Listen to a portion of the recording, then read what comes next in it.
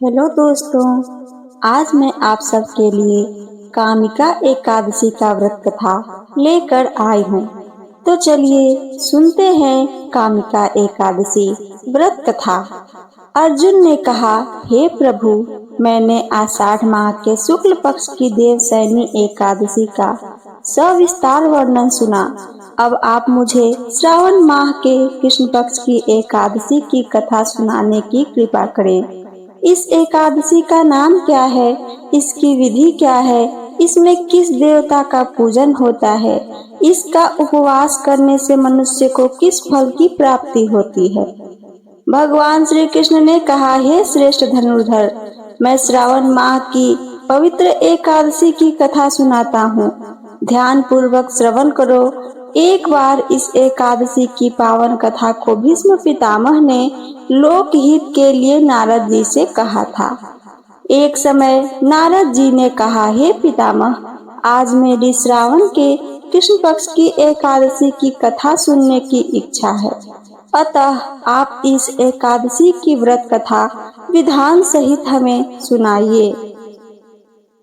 नारद जी की इच्छा को सुन पितामह भीष्म ने कहा, हे नारद जी, आपने बहुत ही सुंदर प्रस्ताव किया है। अब आप बहुत ध्यान पूर्वक इसे श्रवण कीजिए। श्रावण माह के कृष्ण पक्ष की एकादशी का नाम कामिका एकादशी है। इस एकादशी की कथा सुनने मात्र से ही वाजपेय यज्ञ के फल की प्राप्ति होती है। कामिका एकादशी के उपवास में शंख चक्र गदाधारी भगवान विष्णु का पूजन होता है। जो मनुष्य इस एकादशी को धूप दीप नैवेद्य आदि से भगवान विष्णु की पूजा करते हैं, उन्हें गंगा स्नान के फल से भी उत्तम फल की प्राप्ति होती है। सूर्य ग्रहण और चंद्र ग्रहण में केदार और कुरुक्षेत्र में स्नान करने से जिस पुण्य की प्राप्ति होती है, वह पुण्य कामिका एकादशी के दिन भगवान विष्णु की भक्ति पूर्वक पूजा करने से प्राप्त हो जाता है। भगवान विष्णु की श्रावण माह में भक्ति पूर्वक पूजा करने का फल समुद्र और वन सहित पृथ्वी दान करने के फल से भी ज्यादा होता है। व्यतिपात में गंडकी नदी में स्नान करने से जो फल प्राप्त होता है, वह फल भगवान के पूजा करने से मिल जाता है। संसार में भगवान की पूजा का फल सबसे ज्यादा है, अतः भक्ति पूर्वक भगवान की पूजा न बन सके तो श्रावण माह के कृष्ण पक्ष की कामिका एकादशी की उपवास करना चाहिए। आभूषणों से युक्त बछड़ा सहित गौदान करने से जो फल प्राप्त होता है, वह फल कामिका एकादशी के उपवास से मिल जाता है। जो उत्तम द्विज श्रावण माह के कृष्ण पक्ष की कामिका एकादशी का उपवास करते हैं तथा भगवान विष्णु का पूजन करते हैं, उनसे सभी देव नाग किन्नर पितृ आदि की पूजा हो जाती है। इसलिए पाप से डरने वाले व्यक्तियों को विधि विधान सहित इस उपवास को अवश्य ही करना चाहिए। संसार सागर तथा पापों से फंसे हुए मनुष्य को इनसे मुक्ति के लिए कामिका एकादशी का व्रत करना चाहिए। कामिका एकादशी के उपवास से भी पाप नष्ट हो जाते हैं। संसार में इससे अधिक पापों को नष्ट करने वाला कोई और उपाय नहीं हो सकता है।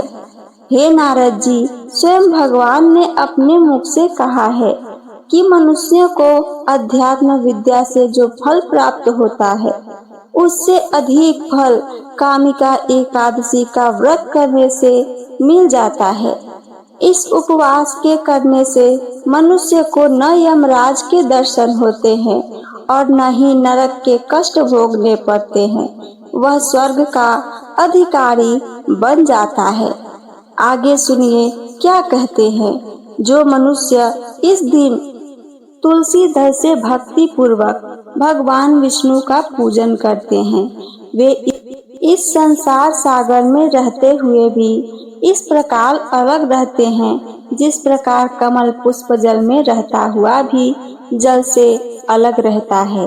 तुलसी दल से भगवान श्री हरि का पूजन करने का फल 1 बार स्वर्ण और 4 बार चांदी के दान के फल के बराबर होता है। भगवान विष्णु रत्न, मोती, मणि आदि आभूषणों की अपेक्षा तुलसी दल से अधिक प्रसन्न होते हैं। जो मनुष्य प्रभु का तुलसी दल से पूजन करते हैं, उनके सभी पाप नष्ट हो जाते हैं। हे नारद जी, मैं भगवान की अति प्रिय श्री तुलसी जी को प्रणाम करता हूँ। तुलसी जी के दर्शन मात्र से मनुष्य के सभी पाप नष्ट हो जाते हैं और शरीर के स्पर्श मात्र से मनुष्य पवित्र हो जाता है।